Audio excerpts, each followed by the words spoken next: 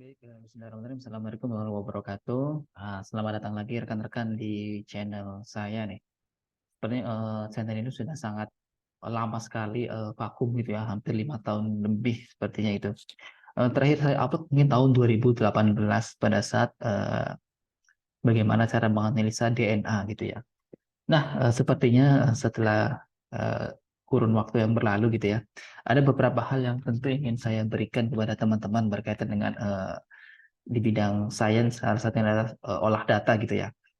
Nah, biasanya dalam melakukan olah data ini, rekan-rekan ini menggunakan berbagai macam aplikasi ataupun software gitu ya untuk mengolah data perhitungan statistik. Nah, ada satu aplikasi yang sangat terkenal sekali yaitu RStudio gitu ya, untuk bisa menghitung berbagai macam olah data dan parameter yang dibutuhkan untuk melakukan analisa secara statistik gitu. Nah, analisa di RStudio ini juga sangat efektif sekali, tentunya kecepatan dan juga hasilnya serta grafik atau visualisasinya juga sangat menarik gitu. Nah, sekarang akan saya coba contohkan bagaimana cara menganalisa tahapan pertama nih dalam analisa data melalui RStudio. Nah, ini sebenarnya di RStudio ini ada banyak jendela ya. Ini ada jendela untuk konsol, ini konsol, kemudian ada script yang akan kita tulis, dan ini adalah berbagai environment atau objek nantinya yang akan kita buat, dan ini adalah plotnya itu. Nah, sekarang tahapan pertama yang harus kita lakukan untuk mengolah data, yang pertama kita harus memastikan data itu normal atau tidak. Nah, sekarang coba kita cek gitu ya datanya. Sebelumnya kita harus menginstal beberapa paket. Ada dplyr, kemudian ada ccpubr gitu. Nah, langsung saja kita jalankan. Kita kontrol enter saja. Oke, kemudian saya akan gunakan case database dari RStudio, yaitu untuk toothgrowth gitu. Nah, coba kita jalankan lagi. Nah, dari total datanya ada sekitar 60 baris gitu ya, dan ada beberapa parameter gitu. Nah, kita pengen tahu nih dari data yang sudah ada nih apakah sebarannya normal atau tidak. Caranya gampang teman-teman, kita tinggal melakukan uji normalitas saja menggunakan QQ-plot gitu ya. Nah, caranya adalah dengan kita tuliskan ggqqplot, kemudian dalam kurung my data dolar, kemudian variabel apa atau parameter apa yang ingin kita uji normalitasnya. Contoh kita akan menguji eh, panjang giginya gitu ya dari aplikasi dari perlakuan yang sudah kita buat gitu. Bisa kita enter saja.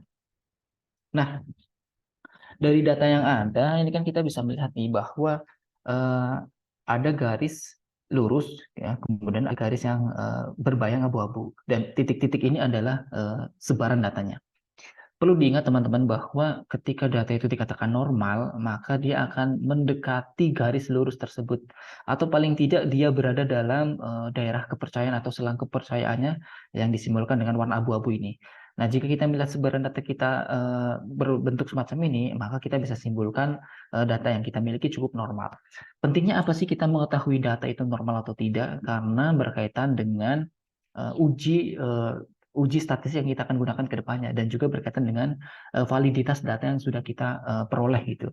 Ini sangat berbahaya sekali ketika data kita tuh banyak bias atau banyak simpangan yang bisa menyebabkan eh, kesimpulan yang salah gitu ya. Maka sangat perlu diperhatikan sekali untuk uji normalitas gitu. Nah, langkah terakhir setelah kita mengetahui bahwa data kita cukup normal, untuk memastikannya lagi, kita harus menggunakan uji Shapiro itu. Nah, caranya adalah dengan mengetikkan saja cpro.test, kemudian my data, dolar, kemudian len gitu ya. Nah, kita jalankan. Nah, akan keluar hasil nilai beberapa nilai gitu ya. Ada 0W, 0,96, dan p-value 0,1. Nah, ciri data yang normal itu adalah p-value-nya lebih dari 0,05 atau lebih dari 5%. Nah, jika data itu lebih dari 0,05 atau p-value-nya sama dengan 0,1091, ini bisa dipastikan bahwa data tersebut tidak berbeda nyata secara keseluruhan. Artinya kita mempunyai sebaran data yang homogen gitu ya, teman-teman ya. Nah, ini salah satu cara untuk memastikan bahwa kita sudah memiliki data yang normal gitu. Nah, selanjutnya biasanya untuk langkah berikutnya setelah kita tahu data kita normal, kita akan uji deskriptif nih, statistik deskriptif. Nah, caranya kita bergeser ke tab berikutnya itu. Nah, di statistik deskriptif ini kita akan gunakan beberapa library yang berbeda gitu. Hal ini dipilih sama saja, terus kemudian kita masukkan GJPUBR gitu. Kemudian ada paste, kita masukkan juga. Nah, kita akan menggunakan contoh data lain yaitu iris gitu ya, atau data bunga gitu, database dari RStudio gitu. Nah, kita panggil saja datanya. Oke, my data iris. Nah, ini ada objek yang sudah kita buat gitu ya. Ada 150, 60 observasi, 3 variabel gitu.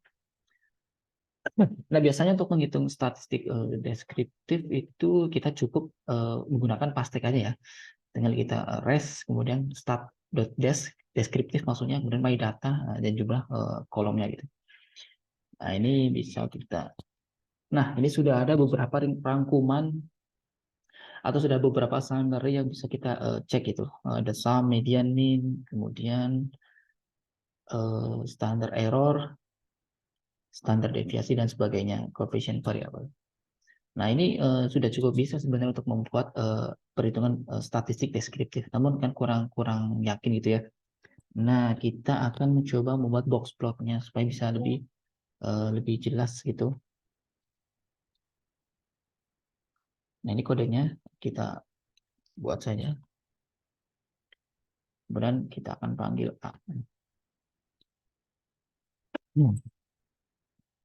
Nah, ini sudah ada gambar atau grafik box plotnya dari 3 spesies Setosa, kemudian versi color dan Virginica itu. Nah, untuk box plot sendiri ini menggambarkan sebaran data secara keseluruhan. Ada mean, median, modus, dan juga ada interkuartil ya kalau nggak salah. IQ1, 2, dan 3 itu. Nah, ini ada batas atas dan batas bawah. Nah, jika ada data yang seperti ini nih, data yang di luar dari batas bawah itu, maka data tersebut bisa dipastikan itu adalah outlier gitu ya. Nah, ini harus di pertimbangan nantinya. Namun tidak bisa kita hapus serta merta karena ada data berpengaruh dan data tidak berpengaruh. Nah, itu akan berbeda cerita lagi. Jadi semua outlier tidak pasti buruk dan semua outlier juga tidak pasti baik gitu. Nah, ini adalah gambaran untuk mengetahui beberapa sebarannya. Nah, ini dengan mengetahui box plot ini sudah cukup powerful untuk melakukan uji analisa statistik deskriptif. Ya, kalau mau jitternya atau mau sebarannya seperti apa, kita bisa juga buat gigi strip chart gitu ya. Nah, kurang lebih seperti ini. Nah, dengan demikian kita bisa tahu nih sebenarnya ada di mana aja, dia mengumpul paling banyak di mana, batasnya di mana. Nah, kayaknya dengan seperti ini kira-kira cara melakukan berbagai uji normalitas dan statistik deskriptif. Semoga membantu.